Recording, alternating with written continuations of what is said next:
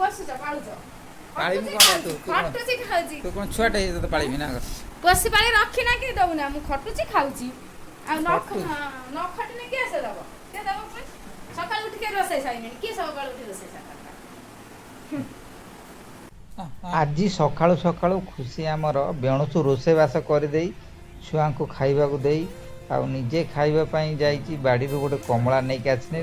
ଭାତରେ କମଳାକୁ ଚିପୁଡ଼ିକି ଖାଇବ ବୋଲି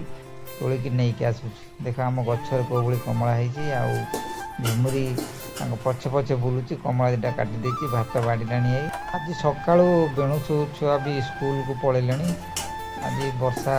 ଝିପିରି ଝିପିରି ବର୍ଷା ପକାଉଥିଲା ବର୍ଷାରେ ଆଜି ସବୁ ସ୍କୁଲକୁ ପଳେଇଛନ୍ତି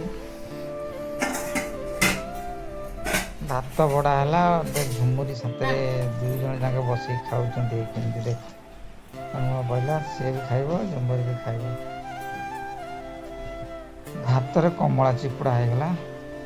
ଆଉ ଝୁମୁରି ଦୁଇଟା ଖାଇ ଦେଇକି ଆମର ଏଠି ଚାଲିଗଲା ସିଆଡ଼ୁ ବୁଲିବାକୁ